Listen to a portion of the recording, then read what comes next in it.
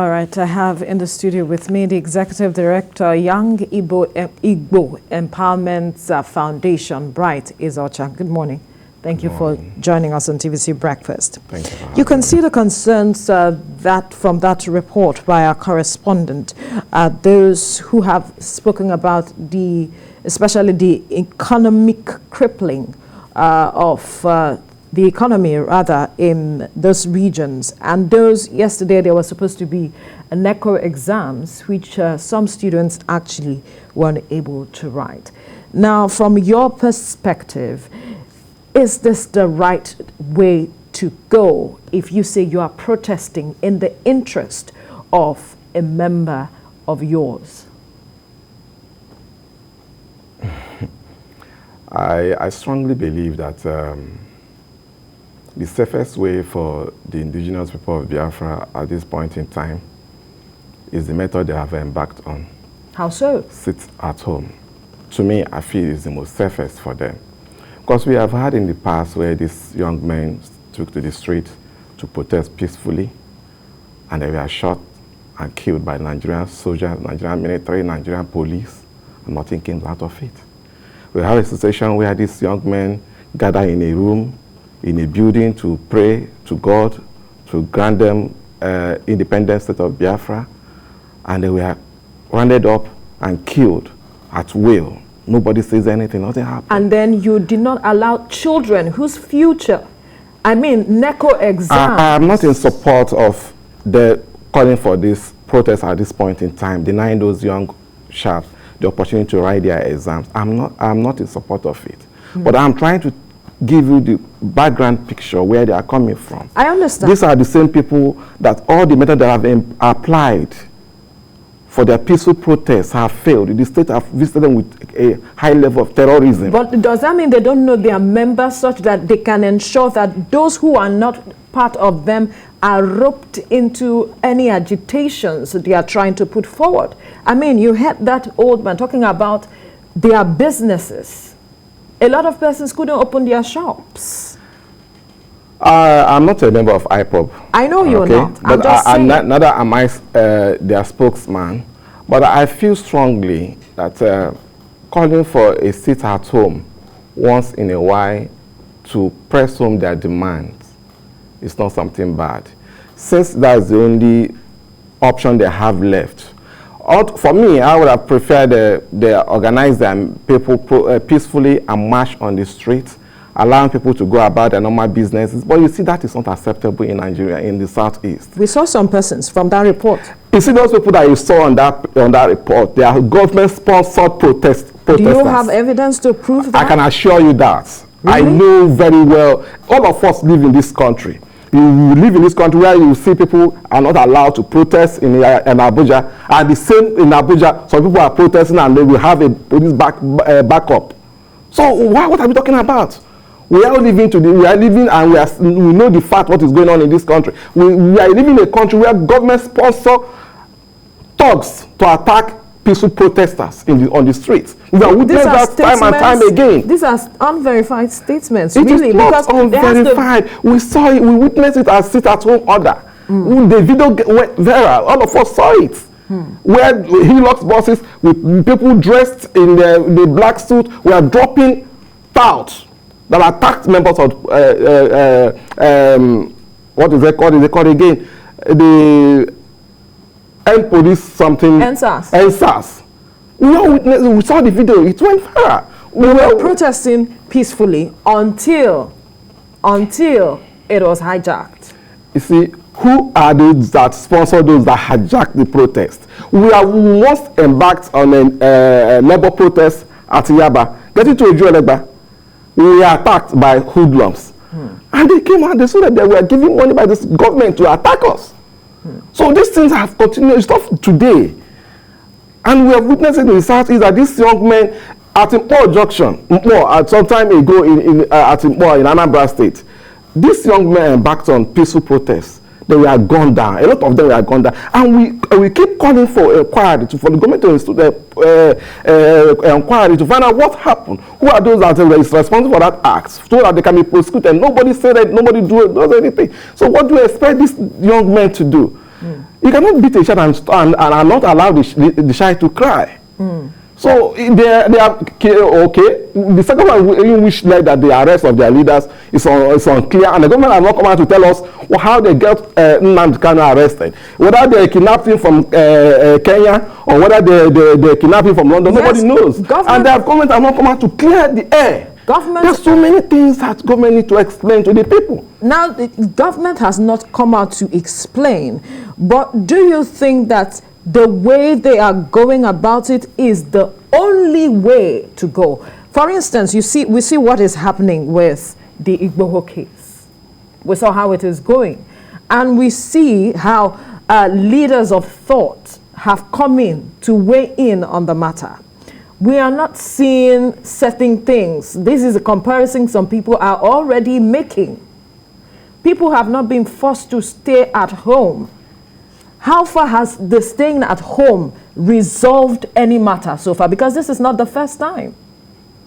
You see, if you look at the history of staying at home, it starts from Masop. After Has that resolved anything? Well, to me, I feel strongly that is the only surface means for them to drive home their points, since the street is no longer safe for them. But I am not in support of them trying to stage sit at home when they know that the little kids will need to hide their exams that will help them in their future endeavor. So I'm not in support of that. But at the same time, if we talk about the economy of the Southeast, do we actually have economy in the Southeast? We don't have leaders. You don't compare Southeast with South. You don't have leaders? I must be honest with you. We don't have sincere and genuine leaders from the Southeast. How so? I can assure you, you see what is happening in the Igboho case.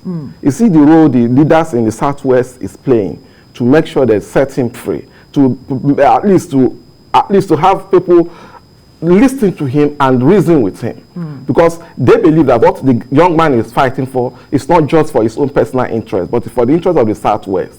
But those that call themselves governors of the Southeast, political leaders of the Southeast, do they believe in the agitation of this young man? They do not believe it. Because if they believe in his agitation, they believe that if they believe that the Igbos have been marginalized in the Nigerian states, they would have been the first proscribed to IPOB. Today, we have the Fulani herdsmen.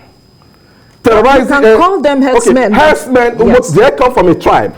That is known. Because today, we cannot attach them to a particular tribe. That is the position we have as a broadcast organization. Okay, I agree with you, but whether we like it or not, those that we know today in Nigeria as headers in Nigeria are the Fulanis.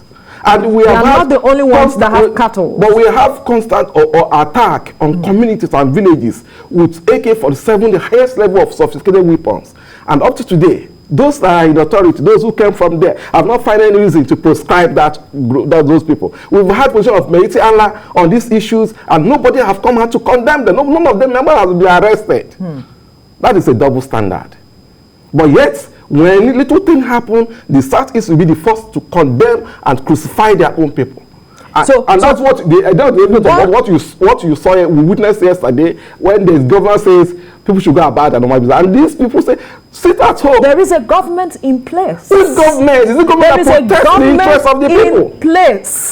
See, you can't have two governments in a state. I agree with you. I agree with you. But what is government all about? Is it for the welfare of its citizens, protection of life and properties? Absolutely. And then, in the issue of the Southeast, how many governors have condemned the ongoing onslaught on the Southeasterners in Igbo land? Have you engaged with them to know their stance on this? Have you called them to order? Because you have a right to hold them to account. Have you engaged with them? My sister, the truth remains that's the question. In several million, we have tried to engage them. We found that these people have no interest in the interest of Igbo. How so? Did they not give you audience? All their interest lays on how they can please those in the central government for their political gains. Did you call them to question ask them, let's have a dialogue. This is what is happening. Did they respond to you or they didn't? You see, we have had several engagements with these people, and we find out their body language clearly shows that they have no interest for the welfare of our people. It's not today that these young men have been crying, shouting, that of marginalization, they have been humiliated, they have been killed. Don't we have governors in the Southeast when these people were killed at Import Junction? Up to today, or we have written them, we have shouted, we are asking. We want to find out. We're not asking that people who engage in this act should be killed. No, we want to find out how many people were actually killed at Import Junction. When they were praying at Aba, when they were shot and killed, we were asking who did this, who gave the order. Let us do an inquiry to find out what is actually going on. But these people, they will close their ears. They're not ready to listen to you. Even when you call them, they will not even give you attention. Or they will be telling you that I don't want to be at enemy with these people in the central government. My political career is. Why is the political career more important to them than those that are elected to govern? That is the question everybody is asking. Take a statistics today. In the entire country, check the Southeast. The only Southeast that they have not been election, local government and council election, for the past 21 years. You only have elections when a governor is serving for 8 years. When he's about finishing his 8 years, he will conduct election 6 months to his exit. And immediately the new person who comes in, he will send them off. Is this the kind of leaders we want to in the Southeast? Is this happening in the Southwest? Is this happening in the South Side? Is this happening in the North? So how do you expect the young boys to listen to them? How do you expect them to take them serious?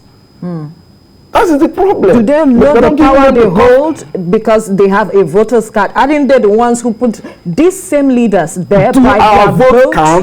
Do our vote count in this country? Do they come out to vote? Who votes them in?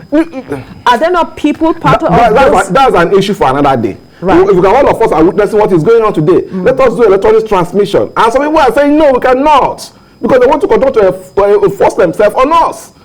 In the Southeast, I can tell you that those people that they are looking at today that call themselves governors, if they stand for a genuine election, a commoner on the street will defeat them. It's clear yesterday. Go about your normal business. Somebody said, sit at home. And everybody obeyed. Is it not clear that the person that is in control? But do we understand that there are far-reaching implications with those decisions that are being made, with the back and forth that we are seeing with what you are saying? You see, at the point in time, what the people are looking at is someone who is speaking their mind. And to me, I don't agree with Nnamdi Kanu method of agitation. I don't even support what he's doing. But I must be honest with you. He speaks the mind of the people.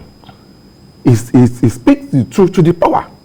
And I was thinking at this point in time, what government should do is to call him to a roundtable discussion and find out what is the problem. How do we go about solving these issues? And then they don't care. If they continue to apply this method, they apply it today. Even if you kill Nnamdi Kanu today, another millions of Nnamdi Kanu will spring up from the Southeast. Because you think there are already millions of them. You must remember the issue of Yusuf. When Yusuf was killed, what happened today? Where are we today with Boko Haram? They must be careful the way they handle the issue of Nnamdi Kanu. Because a lot of people are beginning to, a lot of people believe in him. A lot of people are beginning to listen to him. For God's sake, we should realize that they should uphold vacuum. Whether you like it or not, the people need someone that will speak the voice that we understand. And when you are not, somebody else will speak for somewhere and will speak that language that we understand. How do you want, or what would you want to see that will make you believe that the government is giving Nnamdi Kanu fair hearing, fair trial? Let us start first and explain to the whole world, how they got Nnamdi Kanu in their custody. When that happened, then we begin to look at it. If actually we get fair hearing or not. Because from what the indication we're hearing, if you can go to another country and adopted somebody, and here back here in Nigeria, you are condemning kidnapping. We can't call it abduction.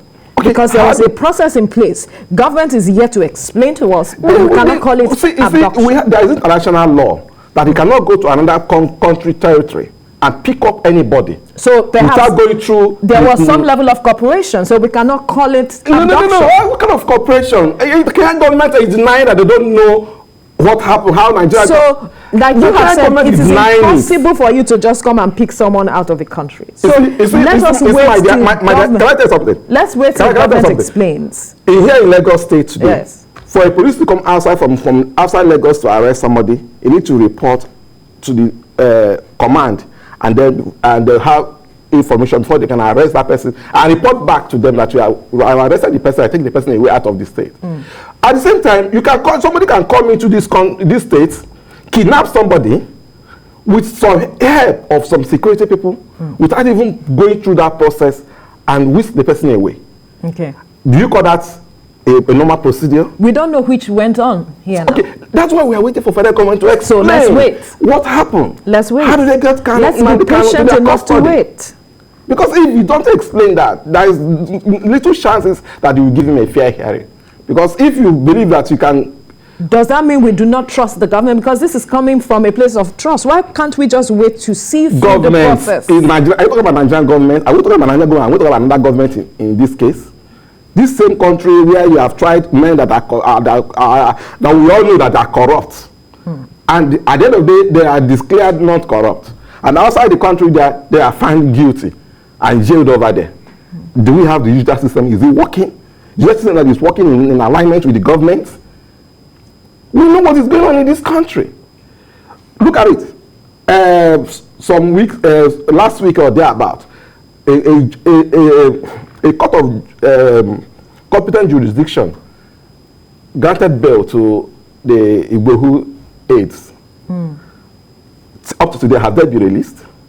The answer is no. And yesterday, they are filing a fresh charge again, without first of obeying or complying to the order of the court. And I can assure you, the court will not do anything at the end of the day. They will not do anything. Is this kind of country we are running a banana republic where anything goes? All right. As much as there are grievances, I will still say that let us wait until and see the process in place. Then we can begin to hold and say, no, this is not fair. And this is, we cannot hold on to precedents. We've had this thing in the past. We all know what led to Nnamdi Kanu fleeing from the country. He was released. He was still enjoying the But he broke his bail conditions. He wasn't supposed to gather many people around him. It is not the right of the federal government invading with Nigerian army, with the troops. Did he? What we expected them to do is go back to that court. Lay down all the reasons, all the offense, his new offense, why his bail should be revoked. Right. But government did not do that. They invaded his home with troops of soldiers, and of course we don't know their intention, but for what we witnessed from the picture that came out from that scene, shows that they are there to kill him. And the young man will have to run for his dear life. We can't categorically say. But people we saw videos, people that were killed. People died. Even the dog animals in the house were shot dead. People died. I wasn't there. You weren't there to know what transpired, but we saw the end result. Pictures. We saw pictures. I can assure you, I watched live that they intended, that their intention was to kill him. We cannot categorically say that. If they went there and killed so many people, someone that was granted bail by the competent court, we cannot conclude. So, but we'll have to leave the conversation here now. So much has been said. Thank you so much, Bright Ezocha, the Executive Director, Young Igbo Empowerment Foundation, for your conversation with us this morning. We do appreciate your time here. You're welcome. All right, let's